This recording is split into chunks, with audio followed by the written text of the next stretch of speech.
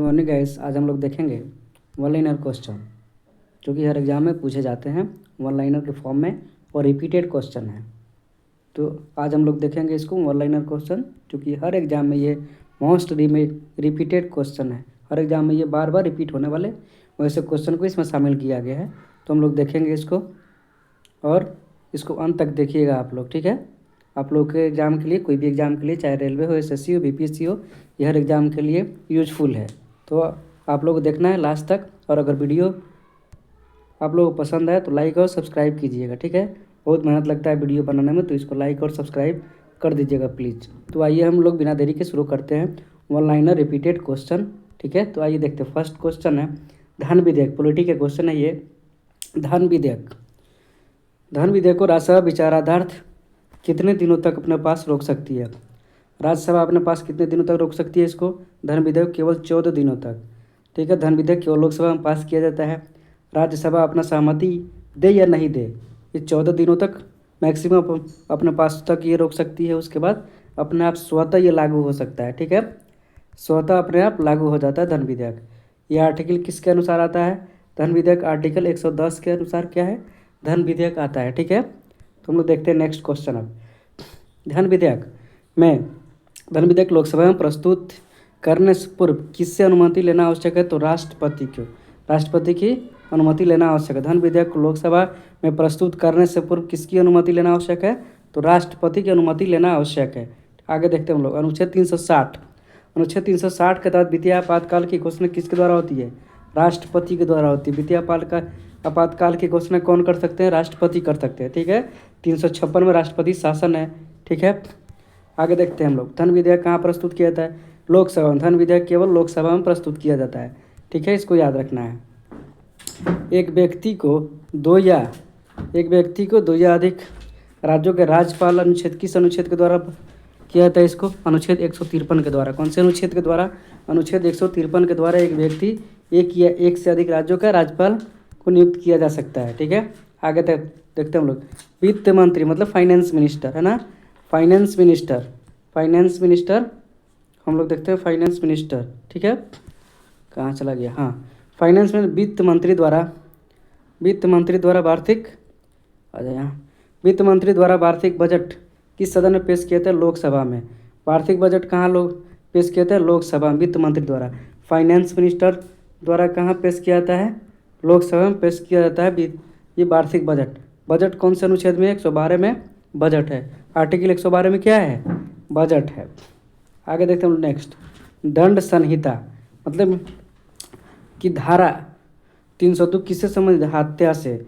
मतलब आईपीसी की धारा 302 किससे है?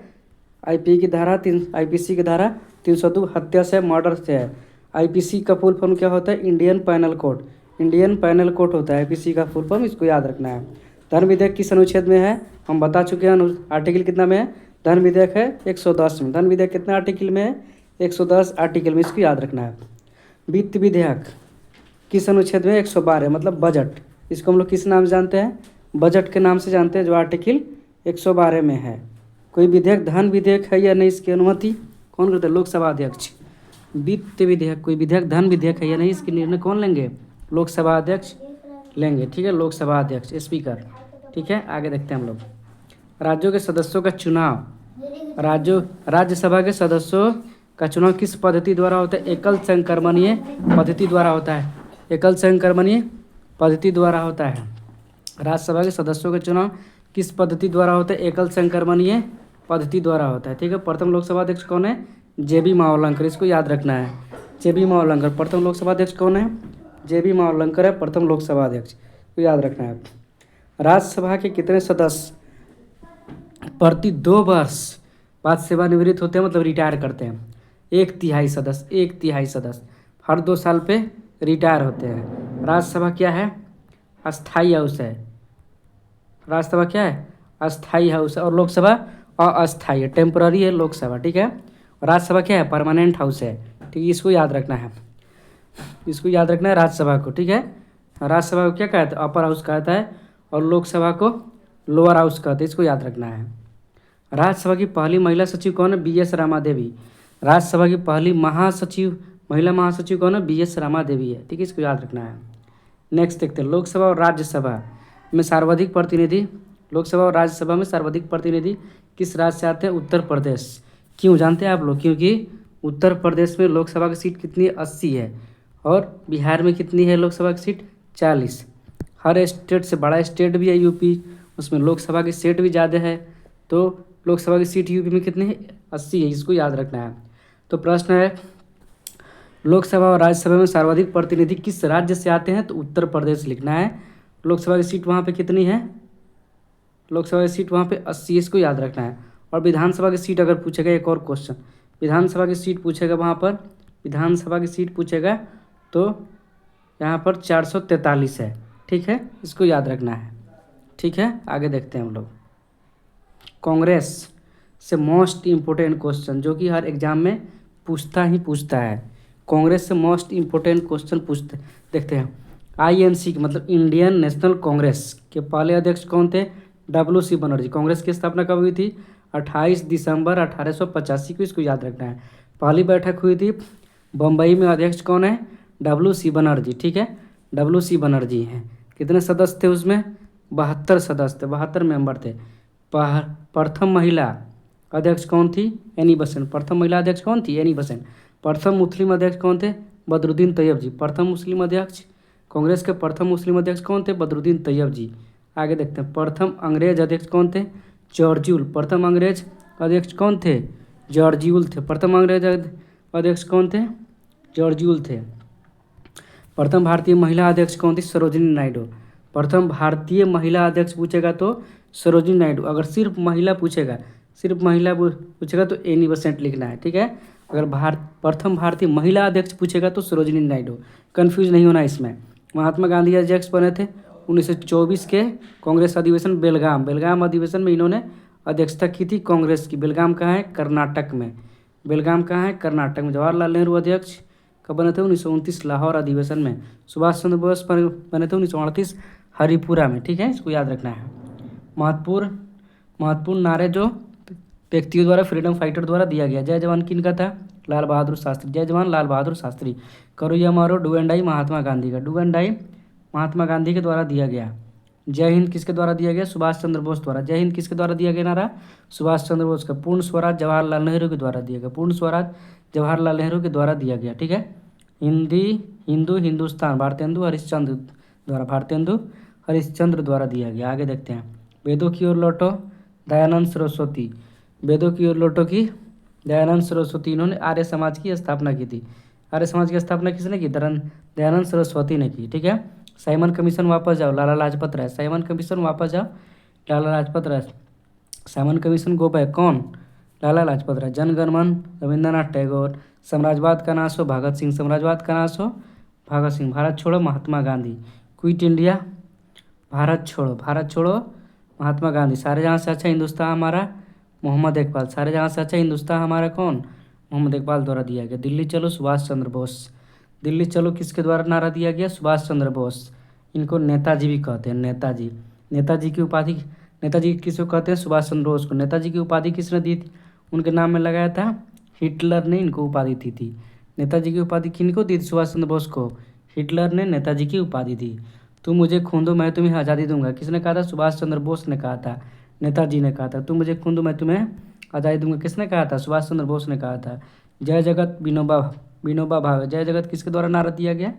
विनोबा भावे। कर मत दो सरदार वल्लभ भाई पटेल। कर मत दो सरदार वल्लभ भाई पटेल द्वारा दिया गया नारा था। संपूर्ण क्रांति जयप्रकाश नारायण। संपूर्ण क्रांति जयप्रकाश नारायण द्वारा दिया गया। Who lives if India dies? Jawaharlal Nehru. Jawaharlal Nehru ने कहा था कि who lives India dies, who lives India dies. ठीक है, हु लिव्स इंडिया डाइज किसके द्वारा? जवाहरलाल नेहरू द्वारा। वंदे मातरम बंकिम चंद्र चटर्जी। बंकिम चंद्र चटर्जी 1896 में दिया गया कलकत्ता में। ठीक है, इसको याद रखना है। रहमतुल्लाह सयानी उसकी अध्यक्षता कर रहे थे। आगे देखते हैं, आराम हराम है जवाहरलाल नेहरू के द्वारा। आराम हराम है किसने कहा था? जवाहरलाल नेहरू ने कहा था। आगे देखते हैं, स्वराज हमारा जन्मसिद्ध अधिकार है, बाल गंगाधर तिलक। बीजी तिलक द्वारा दिया गया। ठीक है, बीजी तिलक द्वारा दिया गया। बाल गंगाधर तिलक क्या थे? गरम खून के आदमी, गर्म खून के आदमी थे। ठीक है, बाल गंगाधर तिलक, बीजी तिलक। सरफरोशी की तमन्ना अब हमारे दिल में है किसने? राम प्रसाद बिस्मिल ने। राम सरफरोशी की तमन्ना अब हमारे दिल में है, राम प्रसाद बिस्मिल। इनकलाब जिंदाबाद, भगत सिंह। ये नारा दिया गया था, लिखा गया था किसके द्वारा? हसरत मोहानी द्वारा। किसके द्वारा लिखा गया था? हसरत मोहानी द्वारा। पीपीएससी में पूछा था ये क्वेश्चन। और कहा किससे गया? कहे थे कौन? भगत सिंह ने।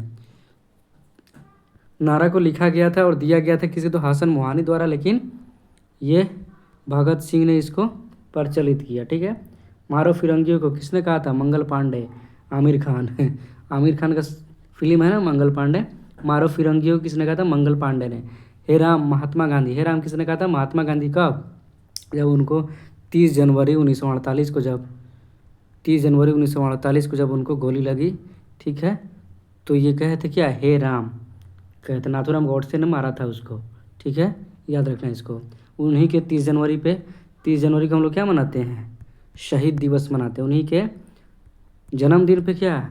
2 अक्टूबर को अहिंसा दिवस और 30 जनवरी को शहीद दिवस मनाते हैं। 30 जनवरी को उनको कौन मारा था? वो मारे थे नाथूराम गॉडसे।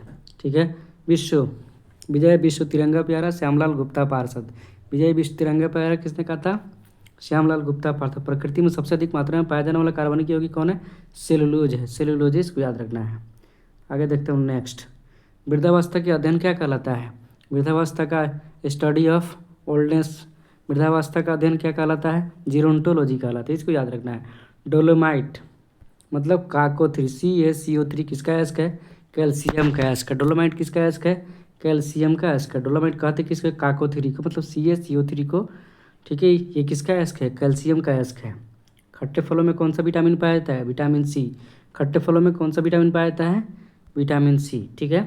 ध्वनि की तीव्रता मापने वाला यंत्र क्या कहलाता है? ऑडियोमीटर। ध्वनि की तीव्रता मापने वाला ऑडियोमीटर। और गाड़ियों की स्पीड मापने वाला यंत्र स्पीडोमीटर होता है। इसको याद रखना है, कन्फ्यूज नहीं होना है। ठीक है। ऑडियोमीटर, ध्वनि की तीव्रता, ऑडियोमीटर। दूध का खट्टा होना किसके द्वारा होता है? जीवाणुओं द्वारा। दूध का खट्टा होना जीवाणुओं द्वारा होता है। श्वेत प्रकाश के वर्णक्रम में, स्पेक्ट्रम में प्रिज्म द्वारा सर्वाधिक विचलित होने वाला कौन सा रंग? सर्वाधिक विचलित होने वाला रंग बैगनी है। सर्वाधिक विचलित होने वाला रंग कौन सा है? बैगनी। इसको याद रखना है। रेफ्रिजरेटर में प्रशीतक के रूप में कौन सा गैस होता है? फ्रीऑन होता है। फ्रीऑन होता है, इसको याद रखना है। दूध से दही बनना किस बैक्टीरिया मदद करता है? लैक्टोबैसिलस मदद करता है। लैक्टोबैसिलस मदद करता है। लैक्टोबैसिलस मदद करता है, इसको याद रखना है। ठीक है, आगे देखते हैं हम लोग। नेक्स्ट क्वेश्चन क्या है? मनुष्य के मस्तिष्क का सबसे बड़ा भाग कौन सा है? पर मस्तिष्क। मनुष्य के मस्तिष्क का सबसे बड़ा भाग कौन सा है? पर मस्तिष्क, यानी कि सेरेब्रम। अब हम लोग देखते हैं बिहार जीके टॉप 20 क्वेश्चन, जो कि बीपीएससी के लिए मोस्ट इम्पोर्टेंट है।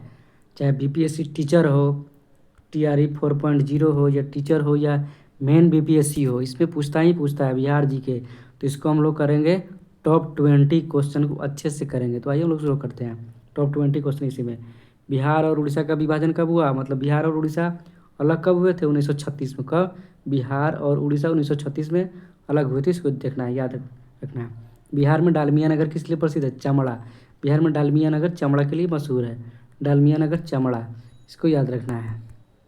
ठीक है, डालमिया नगर चमड़ा के लिए मशहूर है। प्रश्न, बिहार में कोयले का अनुमानित भंडार कितना है? 16 करोड़ टन। बिहार में कोयले का अनुमानित भंडार 16 करोड़ टन है। ठीक है, इसको देखना है। पूर्वी मध्य रेलवे क्षेत्र का मुख्यालय कहाँ है? हाजीपुर। पूर्व मध्य रेलवे का मुख्यालय हाजीपुर। देखते हुइएगा, ECR लिखता है इंग्लिश में। ईस्ट सेंट्रल रेलवे का मुख्यालय कहाँ है? हाजीपुर। किस फसल के उत्पादन में बिहार देश में अग्रणी है? मखाना प्रसिद्ध है बिहार का। ठीक है। बिहार का शोक किसे कहा? किस नदी को? कोसी नदी को बिहार का शोक कहते हैं। कोसी नदी को बिहार का शोक कहते हैं। कोसी नदी को क्या कहते हैं? बिहार का शोक कहते हैं। ठीक है। आम की वह प्रजाति जो केवल बिहार में उपजाया जाता है? सफ़ेदा। आम की वह प्रजाति जो केवल बिहार में उपजाया जाता है, कौन सा है? सफ़ेदा। इसको याद रखना है, सफ़ेदा याद रखना है। ठीक है, आगे देखते हैं हम लोग। बिहार में सबसे कम वर्षा वाला स्थान? औरंगाबाद। बिहार में सबसे कम वर्षा कहाँ होता है? औरंगाबाद। गया साइड में है औरंगाबाद। ठीक है, वहाँ पर सबसे कम वर्षा होता है। बिहार में सर्वाधिक वर्षा कहाँ होता है? किशनगंज में सर्वाधिक वर्षा होता है। और अगर इंडिया में पूछे तो मानिसराम मेघालय या चेरापूंजी, मानिसराम मेघालय के चेरापूंजी में होता है सबसे ज़्यादा वर्षा इंडिया में, ठीक है। और बिहार में किशनगंज में सबसे ज़्यादा वर्षा होता है, इसको याद रखना है। बिहार में सबसे कम साक्षरता वाला जिला कौन सा है? पूर्णिया। बिहार में सबसे कम साक्षरता वाला जिला कौन सा है? पूर्णिया। इसको हम लोगों को याद रखना, सबसे कम साक्षरता वाला जिला पूर्णिया, ठीक है।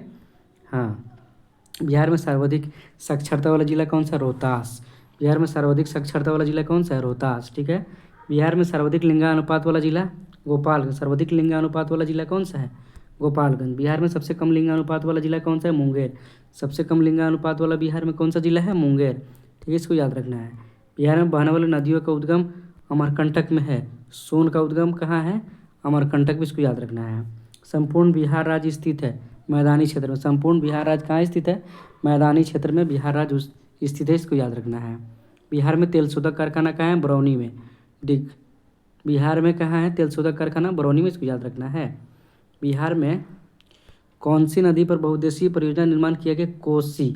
बिहार की कौन सी नदी पर बहुउद्देशीय परियोजना निर्माण कार्य किया गया है? कोसी में, ठीक है। इसको देखना है, याद रखना है। बिहार में 1857 के क्रांति बिहार में 1857 की क्रांति का नेता कुंवर सिंह का देहांत कब हुआ था? कुंवर सिंह का देहांत वो था 9 मई 1858 को, इसको याद रखना। 9 मई 1858 को कुंवर सिंह का मृत्यु हुआ था। बिरसा मुंडा का कार्य क्षेत्र कौन सा है? रांची। बिरसा मुंडा का कार्य क्षेत्र कौन सा है? रांची, ठीक है। इसको याद रखना है। बिरसा मुंडा का कार्य क्षेत्र कहाँ है? रांची, इसको याद रखना है। स्वामी शहजादानंद का संबंध किससे है? बिहार के किसान आंदोलन के नेता थे स्वामी शहजादानंद। ये बीपीएससी का फेवरेट क्वेश्चन है और बीपीएससी टीचर में भी ये बार बार पूछ रहा है, ठीक है। तो इसको देख लेना है। स्वामी शहजादानंद का संबंध किससे था? बिहार के किसान आंदोलन से था, इसको याद रखना है। चलिए, थैंक्स फॉर वाचिंग। आप लोगों को अगर वीडियो अच्छा लगा हो तो आप लोग लाइक और सब्सक्राइब कर दीजिएगा, ठीक है। लाइक और सब्सक्राइब कर दीजिएगा, ठीक है। और अगर किन्हीं को पीडीएफ चाहिए तो वो इस नंबर पे मैसेज करेंगे, व्हाट्सएप नंबर पे 92 792 96 200 पर, ठीक है।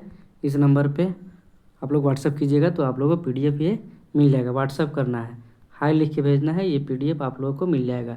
नंबर कितना है? 92 792 96 200 व्हाट्सएप नंबर है। इस पर मैसेज कीजिएगा तो आप लोग को ये पीडीएफ मिल जाएगा, ठीक है। अगर वीडियो अच्छा लगा हो तो आप लोग लाइक और सब्सक्राइब कर दीजिएगा। तब तक के लिए थैंक यू सो मच। हंसते रहिए, खुश रहिए, मस्त रहिए। Thank you so much.